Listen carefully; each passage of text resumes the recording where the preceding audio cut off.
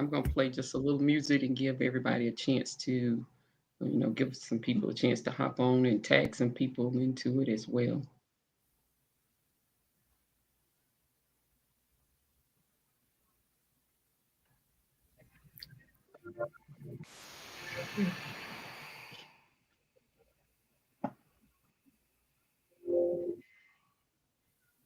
Hello, hello, everyone. Once you hop on, just go ahead, tag and share, make a comment, let us know that you are watching. We're getting ready to have tonight's discussion.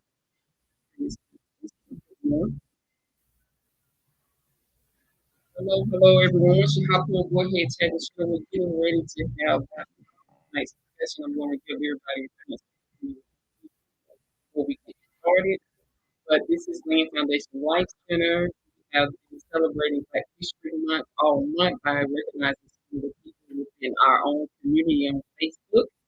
And tonight we're having a discussion about Black unity, Black culture, and much more. If you guys want to ask me questions, you'll be able to do that as well. So I'll just tag a couple people and get everybody in, and then I'll turn it over to the panel and let them introduce themselves.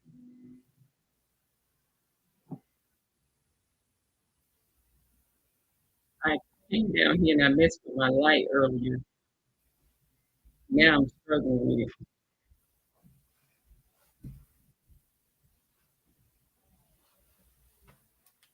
Now, for those that don't know what Land Foundation Life Center is, it's a nonprofit organization where I work with young girls in the summer, and now they done got a little older, so we're now trying to get them involved with going back and giving back into the community.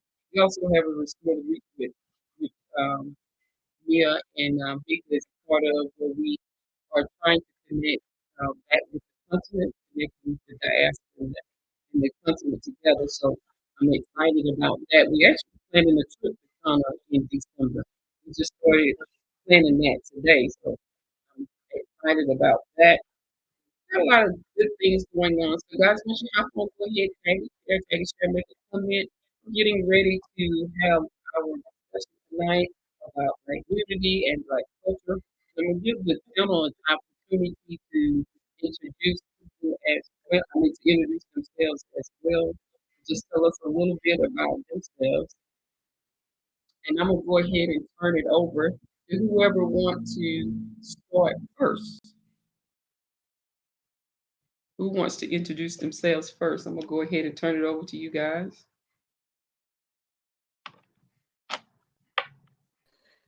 Well, I'm Mika, the director over the Georgia chapter for Ignite Justice.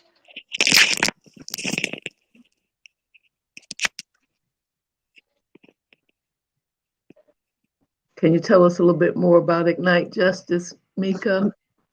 Okay, Ignite Justice is just it's a nonprofit organization which actually we focus more of like trying to implement and push for new laws and legislation when it comes to incarcerated individuals, even the wrongfully convicted. Mhm. And for us, assisting, we assist with people I work directly, sometimes with the parole board. I made connections with the parole board as far as people that get denied for parole, like, clemency. Okay, Okay. Anyone? that's great. Great to hear. Thank you. Um, I'm Reverend Rose Johnson, Executive Director of the Newtown Florist Club. We are a 72-year-old civil rights organization established by women from the Newtown community, women and men actually, um, in the early 50s. And the organization started out just as a social club, women coming together in community, but they realized that the issues that they had to deal with to improve the quality of life, better housing, police violence, equity in public education, employment discrimination, environmental justice, all of those issues were um, came to be multi-issue organizing platforms that the organization continues to work on today. So our mission is to promote youth development and to organize for social, racial, and economic and environmental justice, and that's what we continue to do. And I became involved in the Newtown Florist Club as a young person, started organizing as early as age 12, and have been doing it ever since. Wow. Wow. Mhm. Wow. Mia, you want to introduce yourself? Hello, I am Mia Ballinger, community activist here in Clayton County, also with New Order Human Rights Organization and with Georgia Now. That is, Georgia Now is an organization for women. We do outreach, also, do different campaigns, help those individuals, endorsements. Also, we do just so much as far as with the the government issues. I'm getting more into that and depth into everything and just working wherever I possibly can to help others in the community, not just in Clayton County, but throughout Georgia. And what Awesome. did you say, Georgia Now, and what are the other two, Mia? New Order Human Rights Organization, pretty much Hmm. fight for rights for others. Um, Injustice, we fight for injustice with so many issues going on in the United States, pretty much just doing what we can to help others in their fight. So many times people are incarcerated for the wrong reasons, police brutality, just so many issues that we, fight against and help others with injustice. Same with Georgia Now, but it's pretty much for the women, abortion rights, different rights we fight for. So I really enjoy both organizations, and there's a blessing. Okay. Awesome. Awesome. Yes, I feel so honored and privileged to be on the panel, this Mhm. awesome panel with you guys tonight because I love everybody on here. Oh, we And love I try you. to learn and glean from you guys as well and use the things that you guys are doing to help direct my way. So I want to say thank you guys for being a part of this discussion tonight. I want to say thank you to those that are hopping on. Hello, Tanya. Hello, Jackie. Thank you guys for hopping on. I want you guys that are watching, go ahead, tag and share. And if you have any comments, and we would like to hear from you guys tonight as well as we're having this discussion. Now, we're talking about we're celebrating Black History Month. We've been doing it all month on the page, and we've already had one discussion about it. And tonight we're going to dive right back into it. And I can't wait to hear these ladies' thoughts. Now, I want to start with this, and I want to hear what you guys have to say. On Valentine's Day, I noticed everybody was celebrating Valentine's Day. But as I searched through my feed, I didn't see anybody celebrating Black History Month. And I'm going to tell you guys the truth. I was kind of like, what is going on? Why nobody is celebrating? And so I want to start with the question tonight. Is Black history relevant? Is it relevant or is it, I mean, why you think that is that people are not, I'm not going to say nobody is celebrating it, but it's not, I feel like it should be celebrated at least by us. At least we should be acknowledging it. And I don't see that. So, or I didn't see that, but I saw everybody celebrating Valentine's Day and wishing everybody a happy Valentine's Day. So it seemed like Valentine's Day was up here, and I couldn't find Black History Month. Black History Month got lost in Valentine's Day. Somebody, somebody want to make a comment about that? Is it important? Is it important? I believe Black history is important. It's very important. Anybody else?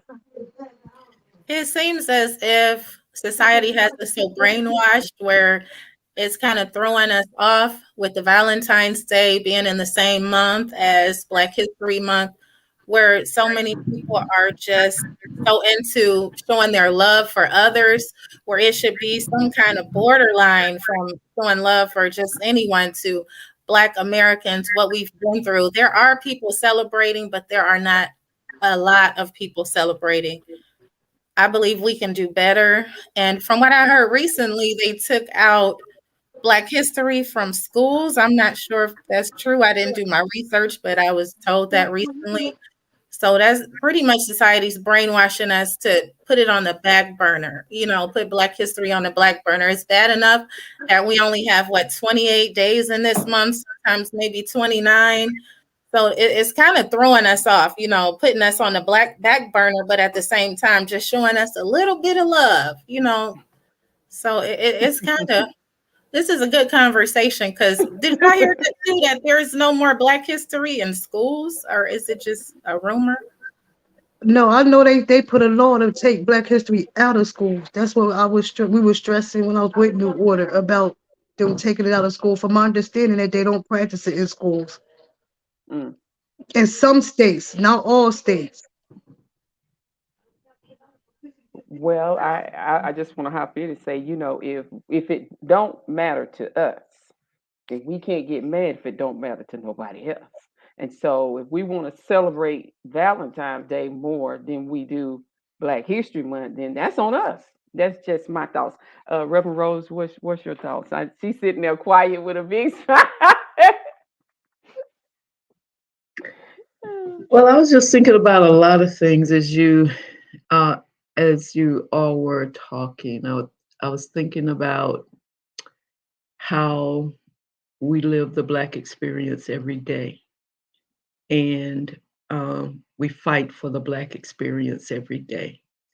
Every day that we live and make progress, every day that we live and we have setbacks, we're living in our history as a part of our lived experience. I see, we do understand that some people even find it offensive to just corner the appreciation for Black history in 1 month. There are many organizations and individuals who, keep the dream alive every day, celebrating people, celebrating accomplishments, um, making progress in so many areas. So there's a part of our community that really does feel like that no, not just 1 month, every day of the year. And then the other thought that I had was, I'm not sure. I see Black history everywhere, so I can't say that it's not being celebrated because I see it. I see it, and those who are trying to lift it up, they're trying to do it consistently and featuring some amazing people, and not just the traditional history makers that we often see, but identifying young people like the ones who are on here today, making history right now. And so I think, Renee, it's all depends. I think it all depends. There are those who have a newfound enthusiasm for celebrating, people who are making history in the moment. So, let's just see what happens. We have at least what 9 more days to go. Yes, we do. And see, that's why I wanted Reverend Rose on the panel tonight, because she kind of helped me bring things back to reality. Because Yeah, let's she's don't give up on it. I think there are a lot of people out there who are trying their best to, you know, and even let community people everywhere know that people are making history all the time, every day, everywhere. And wow, so I think we can be proud. wow. See, that's why we need the Reverend Each Rose other. to We need each other. come and talk to the younger ones and kind of bring things into the right perspective. That's why I was so excited to have you come and join us. Now I want to kind of ask you something, Reverend Rose. You said something. You said you've been doing this since you was 12 years old. Mhm. Yeah. Kind of share that with us. So here's the thing. I was brought up, raised in a village of some of the most incredible women in the world, in my opinion. And they were freedom fighters. They were determined to make sure that, the quality of life in the village that we lived in the community where we live, um, was just as significant on the south as it was on the north. Wow. And it was an amazing adventure. I mean, and so I attended my first public meeting at 12 years old. And Wow. from there, and it was just modeling after the energy of women who just, because they realized that it was a matter of life and death. It wasn't just, something that they did. It was a matter of life and death because if our community was contaminated with environmental toxins, and if Mm, the police were, just beating people for no reason at all, and if, things weren't going right inside the schools, if our men and women and young people couldn't get a job, it's a matter of life and death. And so, uh, and those things are still matter of life and death issues today. yeah. So, you just, and I also believe that that path is my whole destiny in life. And so I don't try to escape it, so to speak. Wow. That's amazing. That's rich. That's really rich. So, I've heard you guys say that you believe that Black history is important. Now, how important is it for us to teach this to our children? It's one thing for us to know it, but then it's another thing for us to share it with our children. And I want to say, maybe Reverend Rose can correct me again, but I want to say we have not done a good job at sharing it and passing it down to the next generation. And I say that because I work with some young girls, and I like to think I got an ear to the young community, and they don't know that much about Black history, and they're not that concerned. And I'm just gonna be honest, because like when I share it, they be like, oh, I don't want to hear that. That's too sad. Oh, that makes me sad. Oh, that's too depressing. And they don't want to hear about the struggle. They don't want to hear about what we went through. They don't want to hear those types of conversations. They don't want to. They really don't want to hear it. And we took a trip actually, and the girls. I didn't tell them where we were going because I knew they were going to say no. They didn't want to go, and it was where they had this list of, I can understand why they might not didn't want to go, but it was about where they how many lynchings each state that had. And have y'all heard of that place? And soon as we pulled up, it had like a black lady with the chains, and she's like this, and she got little kids around. They said, no, I don't want to see that. And so I think we've done, I'm just going to say how I feel, a horrible job at passing it down. So, how important is, okay, y'all said it's important for us to know our history, but how important is it for us to pass that down?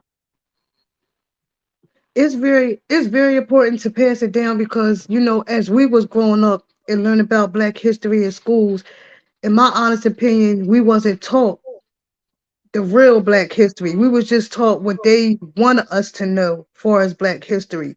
But then as I got older and started expanding and getting out and visiting the Apex Museum, when I finally joined, went to the Apex Museum, and as they was, teaching us, and you see all the different statues and things they had with, the slave and stuff like that. It was very emotional because in my mind, I'm like, wow, we didn't even know this when we was growing up in school. So that's why, when it comes to our youth, and the kids that we, dealing with, I always stress the issue to visit the Apex Museum so you can learn the real history behind it. Because they leave out a whole lot when we was in school growing up teaching Black history. Yeah. You froze up for a minute, Mika. Because I, what part did y'all get? What I I was got saying, what you saying. It's important because y'all went and visit the Apex right? Museum. I was saying it's important because as we was growing up, coming up in school, and learn about Black History Month, they was only specifically talking about certain people when it came to Black history. Like they left a lot of stuff out, and I came to this assumption, and in my honest opinion, is when I visited the Apex Museum, and they was giving classes and were teaching us about the real history. I mean, it was very emotional because in my mind, I'm like, Dad, we never learned about this when we was growing up in school, and the way that they taught it at the Apex Museum, it was the real way. So that's why we work with the youth. We always tell the youth parents and stuff that, sometimes, every third Saturday, take them to the Apex Museum because they could get a lot of education out of the real history that they're not teaching in school. And being that they taking Black history out of school. We always heard of Martin Luther King, Harriet Tubman. You didn't really hear about too many Rosa Parks. You didn't hear about too many other Black leaders in school, but they could stress the issue about Christopher Columbus and all them other ones. But I got my learning experience as an adult when I went to Apex Museum, and I really couldn't believe as much as I learned from there. That's why every time I visit, I take my grandkids because I want them to see about the real history and see, statues of what our ancestors had went through. I've actually taken my girls there too, and they like that. Now they like that one because the people kind of walked us through it and talked about the different things, and they asked us questions. So I like that place. I really like that place, and the girls liked it too. Anybody else? Well, as Mika was saying, how they only tell us what they want us to hear, and being growing up listening to the different stories, it was kind of depressing. So I believe a lot of our youth, they don't want to hear that depressing story.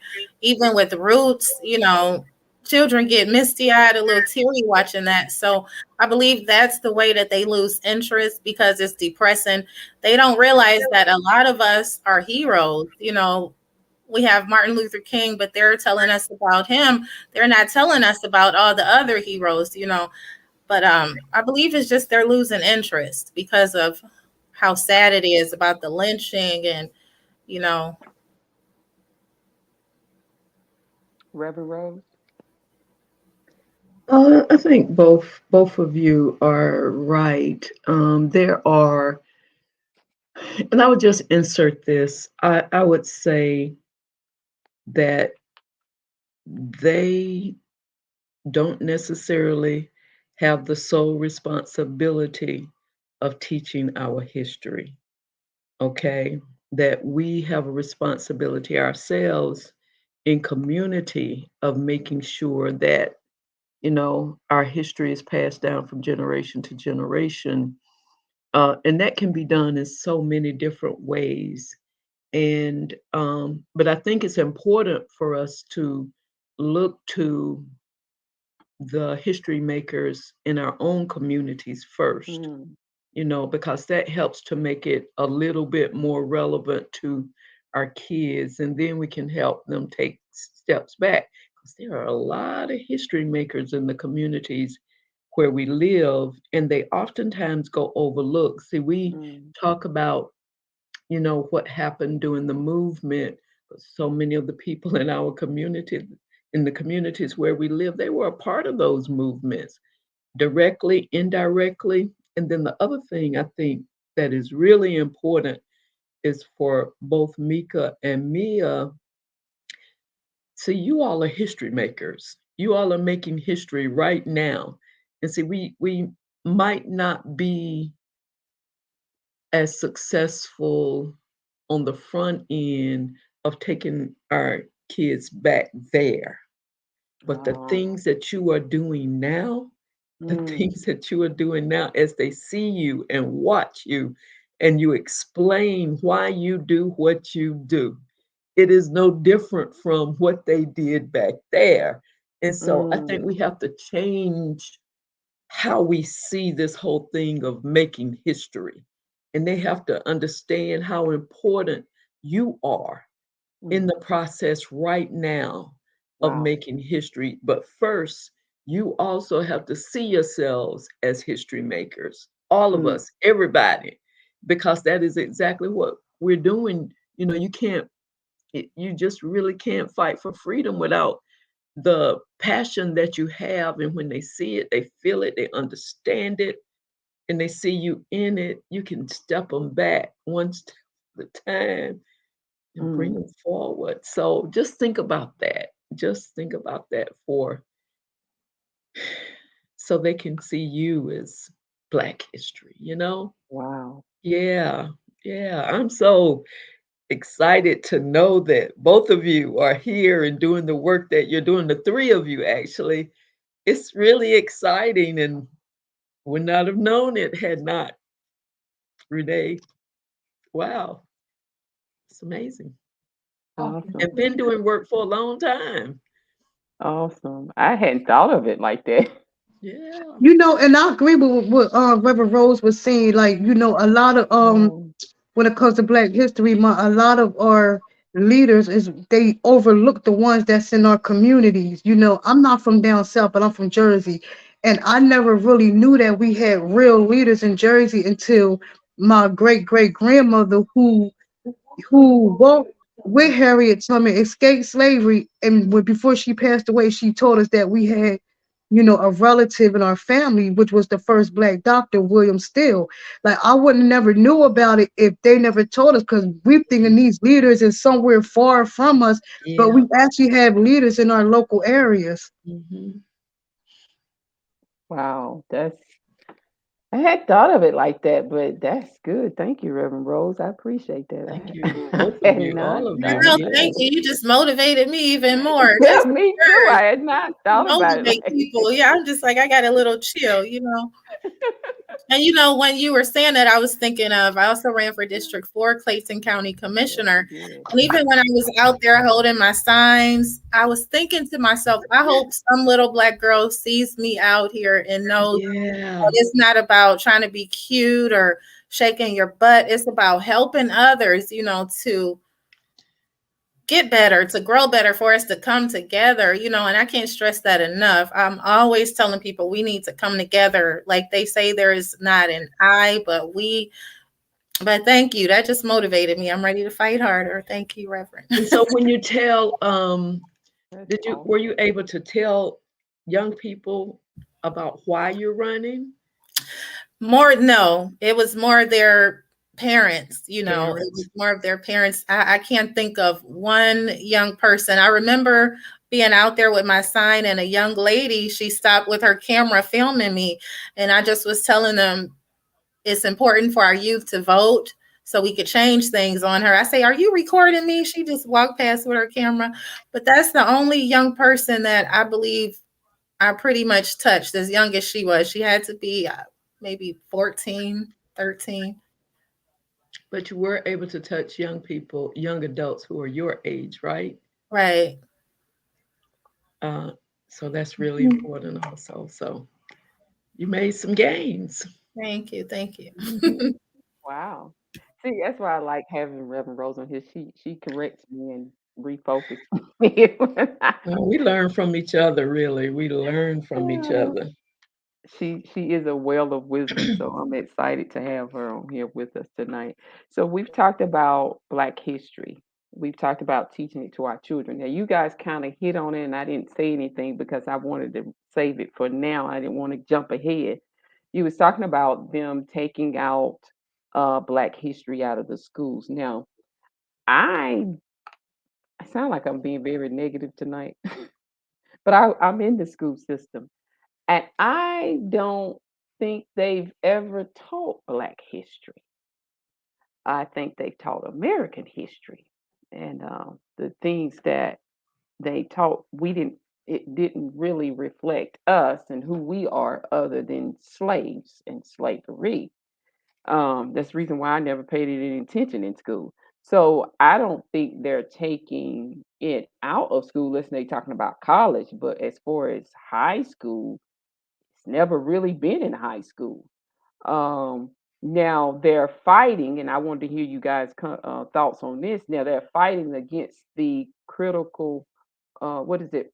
Critical race theory that they're wanting to bring to the high school, and I have a lot of even Christian friends who is against bringing that into the school. So, what are your thoughts about that? About them not wanting that to be taught? Because one of the reasons they said that is painting, it's going to teach, the white children to hate themselves, or it's going to make them sad, or it's going to make them depressed. I don't really know that much about what that curriculum is, which I'm going to order that book to see exactly what the whole uproar is about them teaching critical race theories. But like I said, I have a lot of my Christian friends, they don't want that taught in the school. So what are your thoughts on that? Mika, since you've been going first all night, you want to start? And then we'll go to Mia, then we'll go to Reverend Rose. I don't really have no thoughts on that. All I could say is, I mean, you're trying to take out one part of history out of school to replace it with another critical race. And to me, I don't really have no opinion on that one. Like you're gonna take one out and replace it with something else, and it's still dealing with, the race theory, having the, the Caucasian, white people, hating themselves. It's like, it's gonna teach them like having like low self-esteem. So it's not really helping the situation. That's what they say. Now I don't know what the curriculum is all about, so I can't say. But I am going to order that book and get my hand on that, because when they first started making a big uproar about it, I said I got to know what it is that they don't want into those schools. Now let me stop real quick, because I do work with the school system. I got to watch what I say on here and how I do and how I move. But I wanted to have this conversation because um, I left it in Restore the Breach. I'm not going to go into too in depth in here, but I understand we have to sweep around our own front door before we start sweeping around somebody else's. Because if we don't, when we try to stand up against police brutality, what's the first thing people say to us? Hey, do something about that black on black crime. Basically, to me, that's saying sweep around your own front door before you start coming over here trying to sweep around this one. And so, and then we will say, well, we don't care about ourselves, and we got to care more about ourselves, and those types of things. So that's the reason why I wanted to have this conversation, but it's not really about, for me, black or white. I want to make a better community for everybody, because the children, my children, I love all my children that I serve, every last one of them, and they don't have the hangups that we have. And so I can understand why why Christ said, if you want to come into this kingdom, you're going to have to come as a child. Because I look at them children all the time, and I don't want that taken away from them. That's the black, that's the white, that's the Hispanic, because they get along without the issues that we have. But I know the world, and I look at them all the time, and sometimes I cry, I be like, I hope it don't change them. You know what I'm saying? I hope it. I tell them all the time, stay just like you are. Okay, you keep that passion, you keep that compassion for each other, you keep that love for each other. You know, I try to encourage them. Don't stay like this, because I know society as a whole and the things that they're going to face when they begin to grow up and become adults. So I'm not fighting just for black children. I'm fighting for all. I'm doing it for the children. This is what I do it for, and that's the reason why I wanted to have this conversation. So not just black, but for all children, wanting to make it better for everybody. So Mia, what's your thought on the critical race theory? They just really don't. I want to know why they don't want that in there so bad. Go Okay, ahead, so Mia. honestly, this is the first time I'm hearing about this. So I would like to know more about it, as far as what are they going to teach? What's the curriculum? What lessons are they going to be teaching on? Or what, do you know anything about that? Because I mean, if it's up to me, I see it going both ways, as a Caucasian child or someone that's not of our color, our race. I believe that they may feel mentally upset, sad, okay, but they may take it to their elders, someone who may be racist. But just like I was saying, I would like more knowledge, more information of what they will be teaching before I put my 2 cents in, because this is the first time I'm hearing about this one. Oh, okay. Reverend Rose, have you heard about that one? Sure. I'd like to just answer your question in a number of different ways. And I want to just share with you just this context. And so, Renee, your point about them not teaching, and when we say they or them, we're referring to the school systems, right? Yes. That's who we're talking about. But okay, so just look at it like this. Most of the school districts in Georgia, especially the rural school districts and some of the urban ones, because of school desegregation, they have been fighting to against separate but equal, and that was just yesterday. I mean, we're just 50 Wow. years out, and for some school districts, 60 years out. So we're young in Wow. in the in the place where kids have come together to be to be at school as integrated school systems. And so, but when we think about that, it's just a 60-year window of time, six Wow. decades, 6 short decades. And some of the school districts were still from the 60s, 70s, 80s, 90s, 2000s.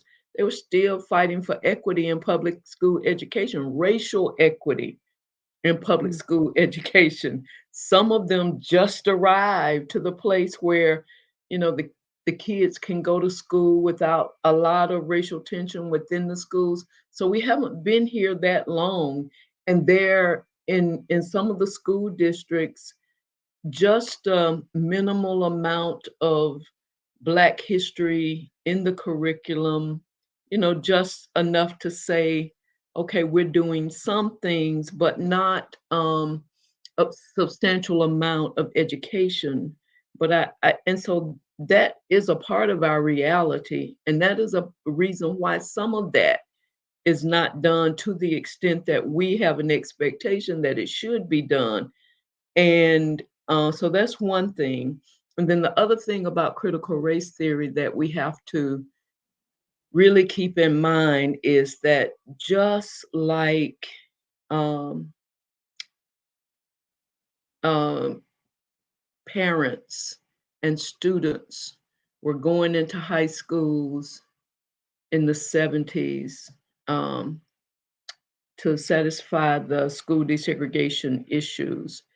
I was one of them, integrated into Wow. Gainesville High School in 1969, the first class to go in. So I Wow. understand it. And so, but those things, that period of integration, that also made white parents and white students uncomfortable.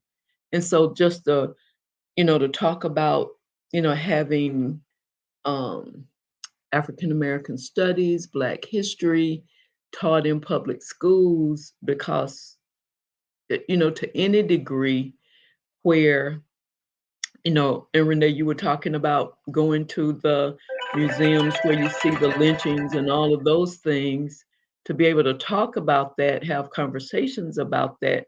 Many of the school districts really are not ready for those level of conversations. They don't have Wow. people in the institutions yet Mm. who can carry on, um, you know, educational opportunities about that subject matter. I mean, so we have some real empty spaces, I think, holes in our processes. Some school districts are moving along well, but so we have to really understand that Mm. um, And I'll just limit what I'm saying, but Wow. just stop right there. Okay. Wow, that's amazing. I hadn't even thought about it like that, but Yeah, I'm gonna have to agree because sometimes when I'm in the classroom and the teachers are in there teaching history now, I get kind of upset because the way they're teaching it. They teaching it and they ask kids questions like, and I'm not making this up, what was some of the good things about slavery? But thank God we got some bright children sitting in there because you know what the children say? Nothing. That's what the children say. And so you just can't pull anything over on the kids these days. We got technology. They got that little thing in their hand and they can look things up and they tell me all the time, Google it. I'll ask them something, they'll say, Google it, Miss Davenport.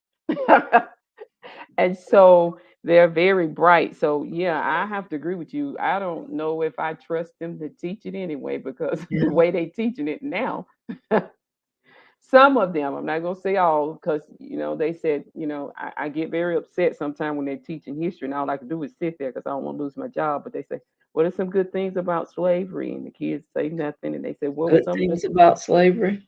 yeah, Good things. Okay. yeah.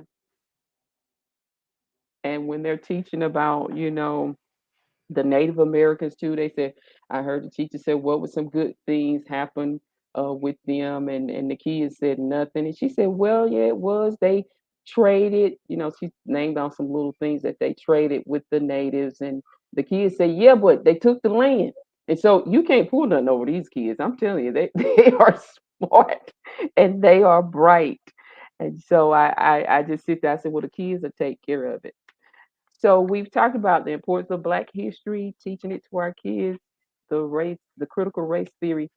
How I say, me and Reverend Rose have discussed this a little bit before, that what I see the children, and I'm going to go to Black children now, I'm talking about our community, with them struggling with identity. So I want to talk a little bit about tonight identity. How important is knowing your identity? I want to say this too. With my me losing my mom at an early age and not just having that solid foundation coming up and growing up, there was a lot of things that I did not know. And so I didn't know as an adult that I was struggling with an identity crisis. I didn't know I was having an identity crisis until I got way older, and then I reconnected with my family members on my dad's side. And I never forget, it was at a funeral when I realized I was having all these years I was going through an identity crisis. It was at one of my cousin's funeral, and everybody got up. They could sing, and well, not everybody, but we had a lot of people that could sing. We had a lot of preachers in the house, and I thought to myself, I'm sitting here at a funeral, y'all, going, "Wow, I come from this. This is my background. All these preachers in here, ministers, praise and worship." I'm like, this is awesome. And it was like that day, it changed my whole life right there in a funeral. And so when I'm dealing with a lot of children in our community, it seems like they're having an identity crisis, and it seems like we don't have that foundation that maybe some of our other community members have. And because I know my granddaughter too, we went to our first quinceañera, and I told my granddaughter, I said, we're gonna have something for you. My granddaughter said, no, we ain't got nothing we can have. She said, what we gonna do? We're gonna make something up. I told her, yeah, we're gonna make something up because we don't have it. And she's like, now I don't want to make nothing up. And so we seem to be struggling with an identity issue because it's like we don't know where we came from. We know they told us Africa, but where in Africa? And then when you talk to Africans and Africans say you're not an African, we just having an identity crisis. So you meet us and we're everything under the sun. Mika, we're going to start with you. What's your thoughts on that? like you want we know like if it's important how to identify our identity. Know who, knowing who we are, where we came from. That's something I've been struggling with for years, but I just feel like, where we came from, like people have to just do their research, go back to your ancestry and all that to get some type of clues of where you come from. Because like now in today's, like some people they don't know their identity because of what they've been raised up around in society. I mean, not to be, you have some, I'm gonna say black people, and they grew up around a white family, so they feel like their identity is like Caucasian, but they're African American. It's just what you grow up around. But I think we just need to do more research and dig deep into our roots to really find out our identity and where we came from. Because, like you said, it goes back to everybody. So, oh, I'm from Africa. But like you said, we're in Africa. In order for us to get the answer to that question, we have to dig deep and go back to our ancestors and find out where we actually from. Because I think that's a big problem when we don't know who we are and when we don't know where we Very come big from, problem. then you can come and tell me I'm anything. And if I don't know no better, I'm going to believe it. You know what I'm saying? And so I believe that's a big issue within our community is our kids. We want to blame our kids and we want to look down on the kids and we want to say, oh, look at them out there with the pants hanging off. Look at them out there selling drugs. Look at them out here gang banging. They don't know who they are. They don't know who they are. They don't. They think this. They think this gang, Blood or Crips or the red bandana or the blue. This is giving them an identity. This has given them an identity. This is giving them a place to belong. And that's just my thoughts. Okay, Mia, your turn. Yes, I feel it's what you see is what you know. What these kids are seeing is all that they know. It's up to the elders in the family to teach them, to break it down to them as far as, okay, you may be mixed with this, that, and the other, teach them, guide them. It may take them years to realize who they actually are. And with this new generation with so much technology, a lot of people relate to the Beyoncés and the little babies, and they're not really relating to those that are stronger, those reverends, evangelists. Also, with my background, most of my family were older, especially on my dad's side. So they have passed on. May they rest in heaven. They've passed on. So it took me years to realize that I'm pretty much a mutt. We have everything in our family. So it's just up to the elders to teach them before, God forbid, they pass away. It's the elders, those grandmas. But realistically, nowadays, grandmas are 30 and 40 years old. So they don't know. So right now, they could use all the help in the background they can. Now you have this DNA diagnostic where they want your money just to tell you something they've made up. What they charging $100, $200 for you to swab your mouth and send it in the mail, and that's supposed to help. Maybe it does, but it falls on our elders if they're still around with the family. And also, like you say, Mika, do your research on it if you can, if possible. Just research it. Reverend Rose. Uh, hmm.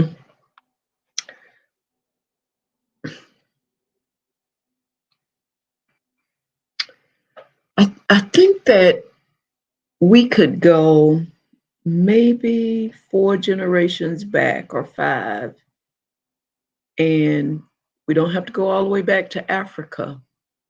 But so if mama's still living, grandmama's still living, great grandmama's still living, in this day and age, great grandmama still might be living. And so we can go back a little bit further to hear the stories of who's who, and the same on the side of the fathers.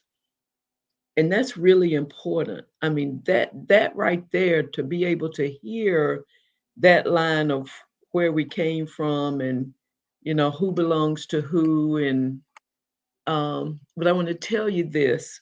So, and it's not the case in every situation, but it just hasn't been that long that a lot of African Americans in Georgia came off the plantation. I mean, it just hasn't been that long. I mean, you think that it goes back 100 years, but it hasn't been that long. And and if I were to use my family history as an example, when I was growing up as a kid, I know what plantation my family came pick cotton on. I Wow. know it. I know that my family, I know which part of the plantation owner uh, became involved with someone in my family. I know Wow. how we got to be the skin color we got to be. Wow. And it hasn't been that far back. You see what I'm Wow. saying? It hasn't been that far back. Wow. And then the crossover between how Native Americans and African Americans who lived on plantations or worked plantations or were in the same geographic area back in the day blended together. I'm telling you, it is in so much more of our recent history than we realize. And so, um, and Renee, I don't think it's going to take a lot for us to step back generation after generation after generation and begin asking questions or begin asking questions to talk about who's who and where they came from. And then when you look at the migration patterns of where people immigrated from Mhm. into Clayton County and Atlanta and North Georgia, South, um, these are fascinating stories that help us really understand who we are and how we got to be the way that we are because our DNA matters, our generational connections matter. And so I think we just got to invest our time into it, Mhm. invest our time into it so that it comes to life for us. And it's exciting to think about the possibility of doing that. Yeah, and it's right before us.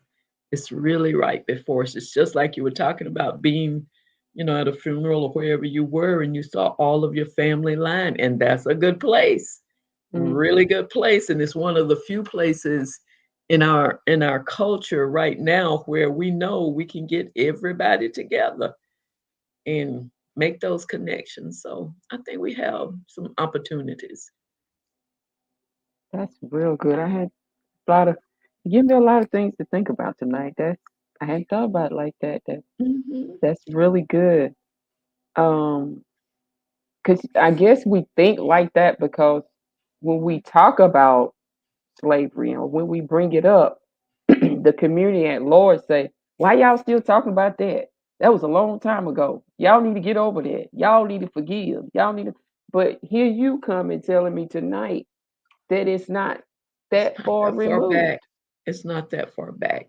See, and so when we talk about slavery, we in one perspective, we might be thinking about the shackles and the lynchings, and that's 1960s. That's not that far, so Wow. when you put it in context, you can bring it back. So even though the lynchings and the lynchings and what came forward for us um, is not that far removed in our history, keep in mind that there is no other race of people that somebody is able to say, why don't you just forget about that? We will Wow. not forget about it. We will not forget about it because those who forget their history are destined to repeat it, right? We will not forget about it. You're going to learn about it. We're going to tell you about it. Wow. And it's a part of our lived experience that we value as hard as it is. And that's the only thing that I could say about it. Don't allow that to happen. Don't. And I believe that's what they want. I feel like with the critical race theory thing, that's what, and when they teach it in school, that's what they want to do. They want to remove that from America's history. But you're telling us tonight, don't allow them to do it. Don't allow it because they can't tell a Jewish American to forget the Holocaust. They cannot, and they will not, because they will not. They will not ever forget it. And so you can't tell, Chinese Americans who experienced all that they experienced, or those, or any other culture that, experienced hard times at the hands of European Americans, to forget Mm. their experience, because they cannot do it. So, Mm. you know, let's be who we are, and keep it real for us. Um, I love that. I love it. Thank you for telling us that tonight. We really needed to hear that because it is a fight and it is a struggle. Because like I said, society is always hollering back at us and telling us we need to only forget us, it. only us. Mm, wow, that's powerful. I'm enjoying this, guys. Are y'all enjoying this tonight? I only got one more question and I'm gonna let us go because I know it's starting to get late. Oh man, this was so good. We're gonna have to come back and have this conversation. So much more we could discuss and talk about. It was so good. I'm gonna close tonight with unity. How important is it for us to unify? Why or why not? And what are some practical ways that we can do this? Going to start with you, Mika, since we started with you all night tonight. Unity is very important, and we can start by unity, like Mia was saying earlier. When it comes to unity, we just got to get people to come together, because like they said, the power is in numbers. No matter what you out here fighting for, unity plays a big part. And by doing that, we need to get out there more into the communities, educate the communities and the youth, and let them know how important it is. And if we come in numbers, how strong we will be in numbers. Mhm. Mia. Like she was saying, there is power in numbers. It's amazing. The other night, I was at an event. There's elections going on here in Clayton County. So there is Drew Andrews and Fabian. They're running for seats here in Clayton County. Had the community get together at a barber shop.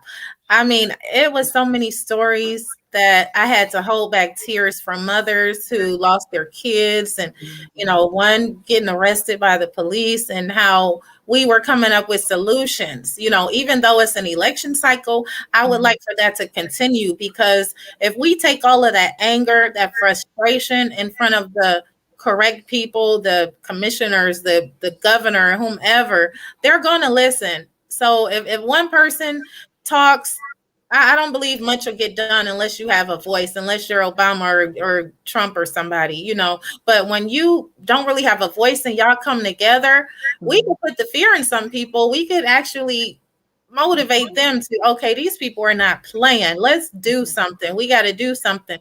Just like when founder CEO Joe Rose came for Terra Boulevard, we stood up there in front of the commissioners. It's just so many things. We have a woman here, Melanin Pearl Crystal Perry, who had a whole gang of people standing behind her, like, look, we need funds to get these homeless mothers some help. I mean, like that. Those funds came in, all of it. Wow. Do y'all's research on Clayton County and the Oh, corruption, and it's just a mess. But when we come together, we could clean that mess up. So it's important wow. that we do come together, because we could clean up some mess. Wow. Wow. Thank you. Thank you, Mia. Thank you. You just have to keep that fire growing strong, Mia. Just keep that passion burning. That's really exciting. See, that's the kind of energy that it takes. Because when you step out there with that kind of energy and passion, it is the thing that draws people. But I want to tell you one thing about unity first within our community, and this is a part of the work I think that we have to do internally, and that is that there is such a huge divide in our community it is a class divide. It is a divide that separates those who have from those who have not in our community. Classism in the Black community is really a divider. And, Mm, because there are those who feel like, I got it, I mhm, had to get it, mhm, you know, the worked hard for it. Now mhm, you get yours. And mhm, the the thing that makes that difficult for us is that there are people who, are having hard times, not by faults of their own. They're just having hard times. And I would like for us to work on the class divide in our community, because when we do that, we can have more internal unity with us coming together. But I also believe that there's a power in the voices of disenfranchised people, people who are marginalized and pushed against the edge, because that's what a lot of Dr. King's work was about. It was about people who were pushed against the margins of society. But when people who are pushed against the margins start lifting their voices, and then those who have the a different kind of power or position join with them, that kind of unity helps to make our community stronger. And I think even right now it's just um a place that we need to water, water and plant, add to, so that we can be stronger and more unified. um And then the last thing I would like to say is that we are at a place in our culture where our unity looks like a melting pot. Okay? Our unity can look like a melting pot. There are people who would now stand uh, with African Americans in struggle who might not have done it 20 years ago. And they stand and they don't try to hide anymore. All different races. And so our picture of unity has gotten broader in many communities, and it has helped. And then the other thing that makes that even more meaningful is that we have people who have come into our state from so many different places, and they don't think like those who are here from the South. They don't think Southern. They are more progressive and more willing to, join the any movement for justice. So I think we have some real opportunities, to work across lines with people that we might not have had before. And I think we have to take advantage of those opportunity to opportunities to show a greater level of unity in our communities and a greater level of strength. wow, that's that's awesome. I was sitting here now. I want to ask one question. I know it's time to go, but you were saying that we need to work on bridging that gap within our class, the class divide. Mhm. How in the world? How would we do that? So let's take me as example. So, what do you think? What did it take in your community to mobilize the community to get women who were homeless somewhere to live? Okay. What did it take to get that done in your community? That's an example of what I'm talking about. Why would we not stand up uh, and unite to fight for moms who need a place to live with their children, or families who need a place to live? What would keep us from doing that? And Mia, that I got question to is answer. My yours. Yeah, thing, go ahead. like, what would keep us from doing it? And I'm gonna be honest, I'm not gonna sugarcoat it. What keeps us from becoming together and bridge the gap with unity is because you have a lot of self-centered people that's very Mm, selfish. They always want to be in a spotlight, take the credit, and want to be exposed to everything rather than looking at the bigger picture of things. You have to, when you get unity, you have to have people that's going to be on the same mindset as you, have the compassion and doing it from the heart as you, and not somebody that just want to do it and just get credibility all the time for it. And that's a That's what it's going factor. to take. Yeah. Mm. And those who have been there, those angry mothers, it took mothers who were angry, Yeah. frustrated, any situation is going to take those who have been through the situation, been through Yes. the fire, and came out not smelling like smoke.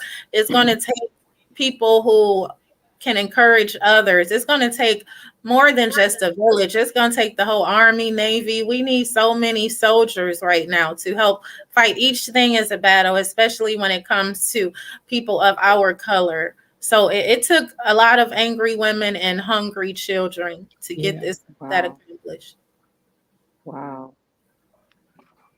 Well, this has been good. I want to say thank you to everyone for hopping on. Thank you for tuning in. Thank you for your comments. Thank you to the panel tonight, Mika, Mia, and Reverend Rose. Thank you guys for hopping on. Thank you for sharing your thoughts and comments. We're going to get ready to close it for this evening. Do y'all have any closing words? Anybody want to have any closing words before we hop off? Mika, we'll start Just with you first. oh yeah.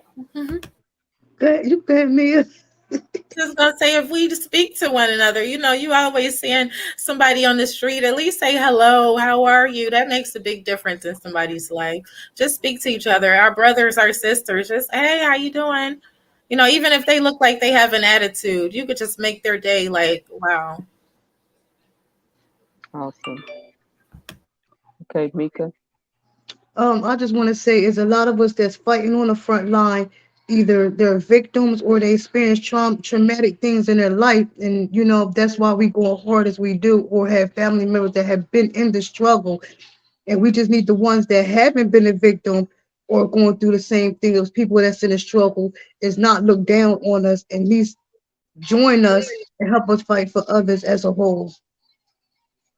So, Reverend Rose. So I would just like to hear you all more. And I think that our community needs to hear you all more and see you more and know of the work that you're doing, because it's so energizing to just know that you're out there and know that you are in doing the work that you're doing, and we just need to see it more. So I that's what I would love to see, because I think your passion and your energy and your commitment, I think it will be absolutely contagious. Wow. I'm going to close with this and then we're going to say good night. My thoughts are I would like to challenge the Black community to let's sweep around our own front door and let's meet everyone else uh, in the middle. And that start with me getting well and whole and healthy as an individual, then to my immediate family, then to my extended family, then to my community, and then to other communities, reaching out to other communities as well. I want to challenge us to refuse. I said this in restorative reach, and I want to say it here. Refuse to participate in things that is counterproductive to the movement. Let's make the movement bigger than our what we think and what we feel, and let's not put our dollars into things that is counterproductive to the movement. That's in what we listen to, and that is in what we watch, and that is in what we hand down to our children. Let's stop giving things to our children that is harmful to them. To put that music in their hands, that's harmful to them because we want to say, oh, why they out there robbing or why they out there killing? You putting this music that's all that it talks about. It's glorifying violence. And then you put your black dollars into that, and then you give it to your children. And then you wonder why I'm a children person. Y'all already know I love kids. I get up, do what I do for the children. and then you give it to the children. So let's refuse to put our dollars into things that's counterproductive to what we're trying to do here, whether it's in music, whether it's in movies, whether it's in anything that's going to be counterproductive. I also want to challenge us not to get on social media platforms and downgrade other preachers and other pastors and other ministries and other nonprofits. Let's start handling this stuff behind closed doors. If we got an issue with each other, y'all done heard me say this, and y'all going, this is really burning in my spirit. If we got an issue with each other, let's do like the scriptures say. Let's go to that person that we got an issue with. Let's pray first, but then let's take it to that person that we got an issue with. Let's don't take it to Jane and Susie and Paul. No, let's go take it to the person that we got. And if we can handle it there, and let's get instead of trying to do it in a way that we're trying to destroy that person, trying to destroy the ministry, trying to destroy the pastor, trying to destroy the nonprofit organization. Let's give them a chance and opportunity to deal with this, because we may go to them and find out the issue that we have. It may just be a simple misunderstanding, but then again, it may be valid. But let's give them the opportunity to deal with that and clean it up. And if they don't, then we can say, okay, you moving harmful to the community, and we not gonna have it. You know what I'm saying? And so that's what I want to challenge the Black community to do. Let's don't go on these social media platforms and start downing each other and downing each other ministry and downing each other nonprofits and trying to throw dirt on each other and throw shade on each other. Let's stop that, man. Because we always say we got to stop doing this. We got to stop doing this. We need to love each other. Well, guess who the we is? The we is us. The we is us. The we is those that's listening tonight, and the we is those that are on the panel. We need to say, no, I'm not going to participate in that. I'm not going to participate in that type of behavior, because that's counterproductive to what I'm trying to accomplish here. I'm trying to build the Black. I'm not going to get on my platforms and down the Black community and say negative things about the Black community. I'm not going to post other people fussing and other people fighting, and I'm just not going to participate in it. I'm saying this just came to me recently, guys. And that's what I want to challenge us to begin to do. Let's move in a positive way where we're building each other up and we're not trying to destroy each other and tear each other down. But the we, because we always saying we got to do this, we got to do that. The we is us. And we are that element of change.